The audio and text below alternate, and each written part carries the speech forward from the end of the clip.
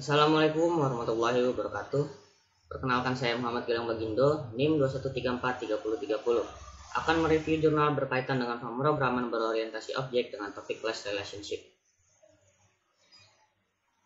Judul jurnal yang akan saya review adalah Rancang Bangun Aplikasi Pembayaran Sekolah menggunakan Java dan MySQL, berbasis client server di SMA Yos Sudarso Cilacap.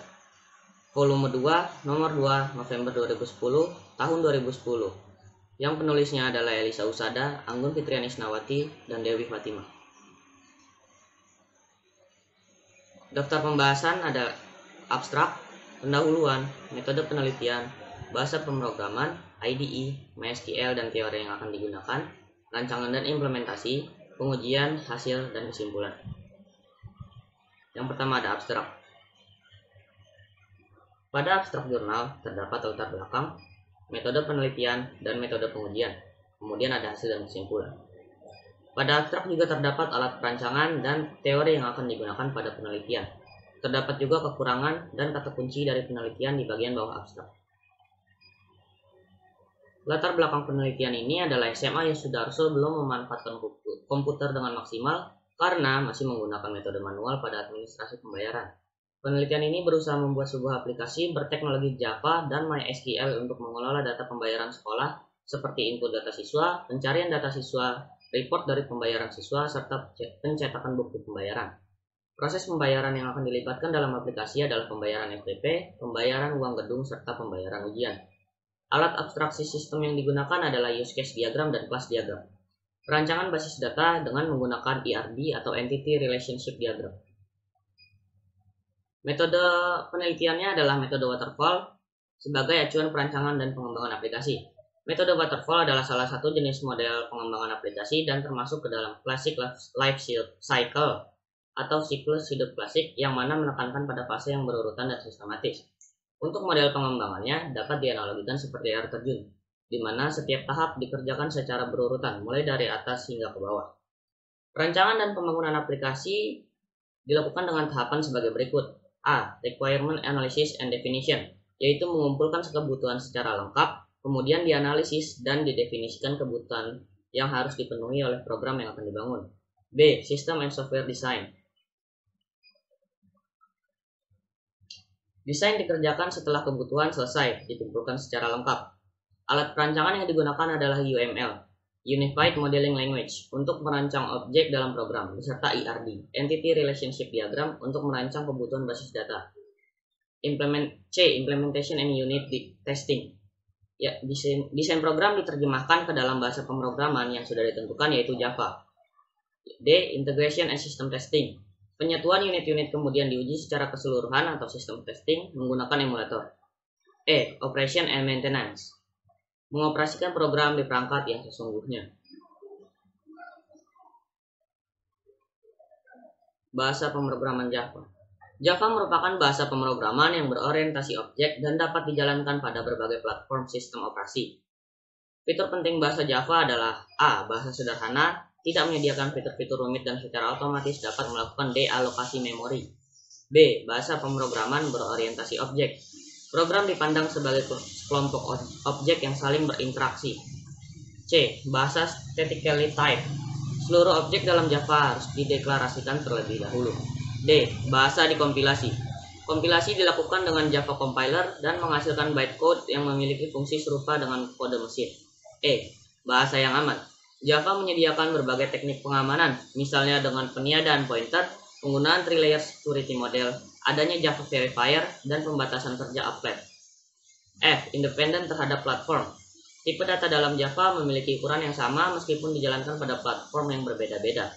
J. Multithreading. Dapat mempunyai lebih dari satu thread eksekusi pada saat yang sama, sehingga memungkinkan program menangani tugas secara konkuren. H. Mendukung garbage collector. Pemrogram tidak perlu menghapus sendiri objek-objek yang tidak digunakan lagi. I. Tangguh. Java Interpreter memeriksa semua akses sistem yang dilakukan sehingga tidak menyebabkan crash pada sistem. J. Mampu diperluas. Mendukung native method sehingga fungsi dapat ditulis dalam bahasa lain. Kemudian ada NetBeans. NetBeans mengacu pada dua hal, yakni platform untuk mengembangkan aplikasi desktop Java dan sebuah IDE, Integrated Development Environment, yang dibangun menggunakan platform NetBeans. Platform NetBeans memungkinkan aplikasi dibangun dari sekumpulan komponen perangkat lunak moduler yang disebut modul. Sebuah modul adalah suatu arsip Java atau Java Archive yang memuat kelas-kelas Java untuk berinteraksi dengan NetBeans OpenAPI dan file manifestasi yang mengidentifikasinya sebagai modul. Aplikasi yang dibangun dengan modul dapat dikembangkan dengan menambahkan modul baru. NetBeans IDE yang digunakan dalam penelitian ini adalah NetBeans 6.5.1. MySQL merupakan DBMS atau Database Management System yang bersifat open source, yaitu kode yang dipakai untuk membuat MySQL dapat dijalankan secara langsung dalam sistem operasi dan dapat diunduh secara gratis di internet. Fitur-fitur dalam MySQL adalah sebagai berikut. A. Multiplatform.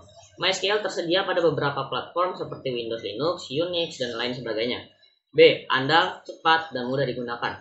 MySQL tergolong sebagai server basis data yang andal, dapat menangani basis data yang besar dengan kecepatan tinggi, mendukung banyak sekali fungsi untuk mengakses basis data, dan mudah digunakan. C. Jaminan keamanan akses. MySQL mendukung pengamanan basis data dengan berbagai kriteria pengaksesan. Sebagai gambaran, dimungkinkan untuk mengatur user tertentu agar bisa mengakses data yang bersifat rahasia. MySQL juga mendukung konektivitas ke berbagai software, misalnya dengan menggunakan ODBC, Open Database Connectivity. D. Dukungan SQL. MySQL mendukung perintah SQL, Structured Query Language. SQL merupakan standar dalam pengaksesan basis data relasional. Teori yang akan digunakan pada jurnal ini adalah client server, UML, yang terdiri dari use case dan class diagram, kemudian ada IRD. Istilah-istilah penting dalam IRD adalah entity. Entity adalah suatu objek yang dapat diidentifikasi dalam lingkungan pemakai. Sesuatu yang penting bagi pemakai dalam konteks sistem yang akan dibuat. Kemudian ada atribut. Atribut adalah elemen dari entity, ada hubungan. Jenis hubungan dalam IRD ada satu ke satu ke banyak, dan banyak ke banyak. Use case diagram menggambarkan fungsionalitas yang diharapkan dari sebuah sistem. Yang ditekankan adalah apa yang diperbuat sistem, bukan bagaimana. Sebuah use case merepresentasikan sebuah interaksi antara aktor dengan sistem. Use case merupakan sebuah pekerjaan tertentu, misalnya login ke sistem, menambah sebuah daftar belanja, dan sebagainya. Seorang atau sebuah aktor adalah sebuah entitas manusia atau mesin yang berinteraksi dengan sistem untuk melakukan pekerjaan-pekerjaan tertentu. Kemudian ada kelas diagram. Kelas diagram menggambarkan struktur dan deskripsi kelas, package, dan objek serta hubungan satu sama lain seperti containment, pewarisan, asosiasi, dan lain-lain. Jenis hubungan antar kelas dalam UML adalah sebagai berikut. A. Asosiasi, yaitu hubungan statis antar kelas. Umumnya menggambarkan kelas yang memiliki atribut berupa kelas lain, atau kelas yang harus mengetahui eksistensi kelas lain. Panah navigability menunjukkan arah query antar kelas. B. Agregasi, yaitu hubungan yang menyatakan bagian terdiri atas. C. Pewarisan, yaitu hubungan hierarkis antar kelas. Kelas dapat diturunkan dari kelas lain dan dapat mewarisi semua atribut dan metode kelas asalnya dan menambahkan fungsionalitas baru, sehingga ia disebut anak dari kelas yang diwarisinya. Kebalikan dari pewarisan adalah generalisasi. D. Hubungan dinamis, yaitu rangkaian pesan atau message yang dipassing dari satu kelas kepada kelas lain. Pada rancangan dan implementasi ada yang pertama analisis sistem. Pada tahap ini dilakukan pengumpulan data yang diperlukan dengan cara A. Wawancara, B. Observasi. Berdasarkan hasil wawancara dan observasi didapatkan alur proses pembayaran yang berjalan adalah sebagai berikut. A. Proses pembayaran siswa meliputi proses pembayaran SPP, uang gedung, dan uang ujian. B. Proses pembayaran SPP dari siswa dimulai dengan penyerahan kartu SPP oleh siswa, kemudian catat pembayaran dari siswa oleh petugas administrasi ke dalam buku besar. Setelah itu, petugas menyerahkan bukti pembayaran kepada siswa. C. Proses pencarian data pembayaran siswa dilakukan dengan cara mencari data pembayaran siswa per kelas satu persatu pada buku besar sesuai dengan yang dibutuhkan. D. Proses pelaporan data pembayaran siswa dilakukan dengan mengumpulkan semua data pembayaran siswa tiap kelas yang berada dalam buku besar setiap bulan, semester, dan tahun. Perangkat keras yang akan digunakan adalah perangkat keras yang sudah ada di instansi SMA Yosuda Cilacap dengan spesifikasi 3 buah PC dengan prosesor Intel Pentium 4, RAM 256 MB, harddisk 40 GB. Tahap perancangan sistem ini menggunakan use case diagram dan class diagram. Use case diagram dapat dilihat pada gambar berikut.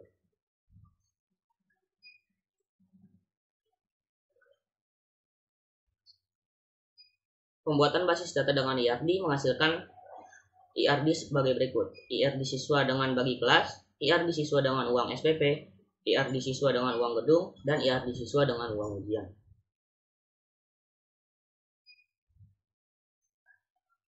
Pembuatan basis data setelah dihasilkan IRD kemudian dibuat tabel. Yang pertama ada tabel kelas, tabel login, tabel uang gedung, tabel bagi kelas, tabel tahun ajaran, tabel SPP, tabel data siswa, dan yang terakhir ada tabel bayar ujian.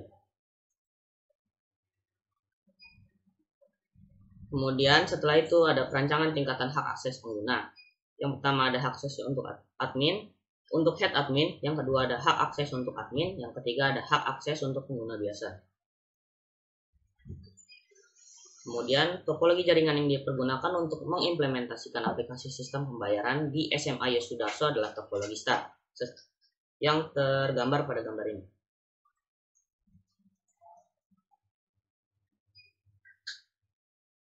Pengujian dilakukan menggunakan metode black box testing, di mana pengujian hanya untuk menguji apakah fungsi-fungsi yang ada di dalam aplikasi dapat berjalan dengan semestinya tanpa mempedulikan proses internal dalam kode.